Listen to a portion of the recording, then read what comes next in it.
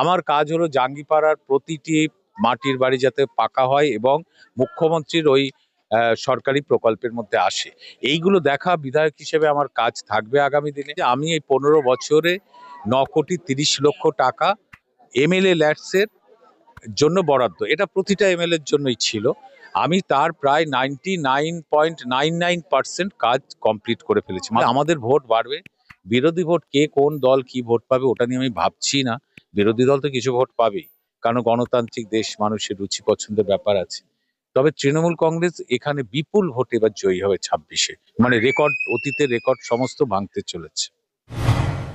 নির্বাচন যত এগিয়ে আসছে ততই প্রচারের ঝড় তুলছেন বিভিন্ন দলের প্রার্থীরা। আমি এই মুহূর্তে রয়েছি জাঙ্গিপাড়ায়।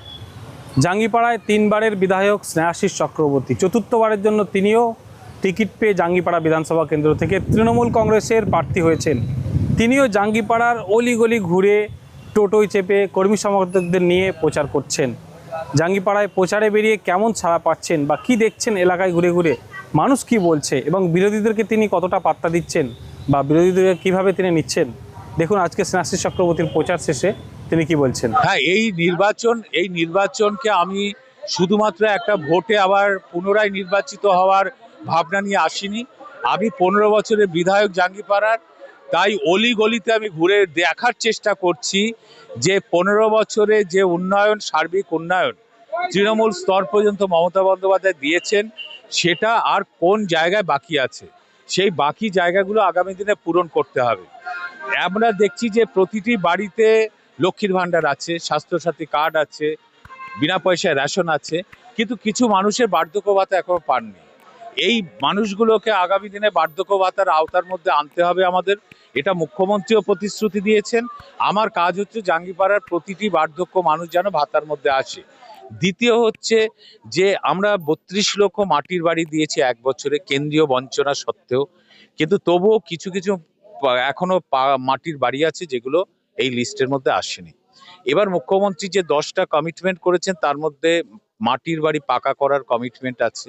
আমার কাজ হলো জাঙ্গিপাড়ার প্রতিটি মাটির বাড়ি যাতে পাকা হয় এবং মুখ্যমন্ত্রীর ওই সরকারি প্রকল্পের মধ্যে আসে, এইগুলো দেখা বিধায়ক হিসেবে আমার কাজ থাকবে আগামী দিনে। কোথাও কোথাও ঢালাই রাস্তাগুলো করেছিলাম, সেগুলো ভেঙে গেছে, সেগুলোকে সংস্কার করতে হবে। কোনো একটা জায়গায় হয়তো এখনো বাড়ি পর্যন্ত পৌঁছানোর ছোট একটা জায়গা আছে যেটাকে ঢালাই করা দরকার, সেগুলো আমরা করব। আর পাইপলাইনের মধ্যে দিয়ে যে জলের প্রকল্প চলছে, জীবন মিশনের কাজ, ওটা কেন্দ্রীয় সরকার আজকে 3.5 বছর টাকা দিচ্ছে না, তাই অনেকটা ধীর হয়ে গেছে। কিন্তু এবার মুখ্যমন্ত্রী তার 10টা কমিটমেন্টের মধ্যে এই পানীয় জল পাইপলাইনের কাজটা কমপ্লিট করার সময় তিনি 1 থেকে 1.5 বছর নিয়েছেন। এটা একটা বিরাট কাজ। আমার লক্ষ্য থাকবে জাঙ্গিপাড়ার প্রতিটি পাড়ায়, প্রতিটি মানুষের কাছে যেন জলের পাইপলাইন পৌঁছানোর বা জল দেওয়ার যে প্রকল্প চলছে সেটা যাতে পৌঁছে যায়, এইগুলো দেখা এবং বোঝা। এই যে আমি গলি গলিতে ঘুরছি, আমি এগুলো নিজের চোখে দেখে অসমাপ্ত যে কাজগুলো আছে সেগুলো সমাপ্ত করার একটা রূপরেখা, একটা রোড ম্যাপ তৈরি করে নিচ্ছি। আমি হ্যাঁ, বিষয়টা হচ্ছে যে আমি এই 15 বছরে 9,30,00,000 টাকা এমএলএ ল্যাডসের জন্য বরাদ্দ, এটা প্রতিটা এমএলএর জন্যই ছিল। আমি তার প্রায় 99.99% কাজ কমপ্লিট করে ফেলেছি। মাত্র 1,500 টাকা পড়ে আছে 9,30,00,000-এর মধ্যে। এর মধ্যে কিছু কাজ অনগোয়িং চলছে, সেটা হয়তো 15-16 লাখ টাকার কাজ এখন অনগোয়িং চলছে, না হলে পুরো কাজটা 15 বছর আমি বাস্তবায়িত করে দিয়েছি। প্লাস হচ্ছে এফএসডি এর মাধ্যমে কি কি কাজ হয়েছে তার অনেকটা আমরা তুলে ধরেছি। প্লাস হলো যে বড় বড় যে প্রজেক্টগুলো আমরা নিয়েছিলাম 15 বছরে, সেগুলো কিষাণ বাজার থেকে শুরু করে মডেল থানা, rural hospital, state general hospital, swimming pool, ITI college ও ফ্ল্যাট সেন্টার, এইগুলো অনেক বড় বড় নির্মাণ আমরা করতে পেরেছি। সেইগুলো আমাদের মানে আমাদের যে রিপোর্ট কার্ড, সেই রিপোর্ট কার্ডের মধ্যে আছে। এখন বাকি আর কি কি করা দরকার সেইগুলোই এই ঘুরে ঘুরে মানুষের ভাবনা থেকে আমরা নিতে থাকবো, মানুষের চাহিদাগুলো আমরা সংগ্রহ করতে থাকবো, সেগুলো আবার পরে বাস্তবে রূপ নেবে।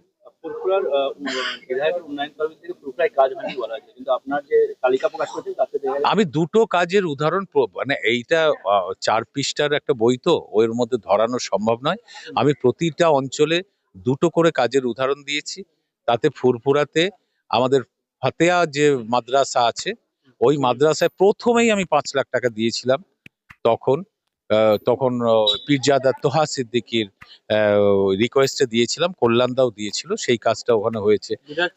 হ্যাঁ, বিধায়ক তহবিলের টাকাই ওটা দিয়েছিলাম। তারপরে ওখানে সাবমার্সিবলের কাজ হয়েছে, তারপরে কাঠের ব্রিজ হয়েছে ইত্যাদি ইত্যাদি। ফুরফুরা তো প্রতিটা অঞ্চল, এই যে 60 লক্ষ টাকা করে পাওয়া যায় 14টা অঞ্চলের মধ্যে, যে ভাগ করলে যে টাকা হয়, কম বেশি 14টা অঞ্চলে আমি এই টাকাটা ভাগ করে কাজ হয়েছে, কোথাও বঞ্চিত হয়নি। এটা হচ্ছে বিষয়। হুম। তৃণমূলের পক্ষে যে ভোট আছে, তৃণমূলকে যারা সমর্থন করেছে 2024 সাল পর্যন্ত, দেখবেন 2011 সাল থেকে পরপর তৃণমূলে ভোট বাড়ছে, বাড়তে বাড়তে প্রায় 3 কোটি ভোটে পৌঁছে গিয়েছে। এবং জাঙ্গিপাড়ায় আমি 87,000 ভোটে মানে ভোট পেয়েছিলাম 11 সালে, এটা এখন এসে দাঁড়িয়েছে 1,03,000। ফলে তৃণমূল কংগ্রেসের যে মানুষগুলো সমর্থন করে, তারা এই সরকারের প্রতি সন্তুষ্ট হয়ে সমর্থন করে। বাকি হচ্ছে বিজেপি কিছু ভোট পায়, সিপিএম কিছু ভোট পায়, অন্যান্যরা কিছু ভোট পায়। সেই ভোটগুলো কিভাবে ভাগাভাগি হবে, এবং তার মধ্যে অনেক ভোট আবার তৃণমূল কংগ্রেসের ফেভারে আসবে, কারণ আমরা নতুন করে আরো লক্ষ্মীর ভান্ডার দিয়েছি, নতুন করে যুবসাথী প্রকল্পের অর্থ দিচ্ছি, নতুন করে আমরা মাটির বাড়িকে পাকা করেছি। এই 1 বছরের মধ্যে জাঙ্গিপাড়ায় নতুন নতুন মানুষের কাছে সুযোগ সুবিধা পৌঁছেছে। ফলে সেই মানুষগুলো বিশ্বাস করে যে মমতা বন্দ্যোপাধ্যায়ের সঙ্গে থাকলেই অন্তত বেঁচে থাকার যে রসদ একটা পরিবারে থাকে, সেটা আসবে। ফলে আপনারা দেখছেন আপনাদের প্রিয় চ্যানেল এসএস টিভি পাবলিক, সত্যের সাথে ন্যায়ের পথে। চ্যানেলটি সাবস্ক্রাইব করে যুক্ত হন আমাদের পরিবারে এবং পাশে থাকা বেল আইকনটি ক্লিক করুন।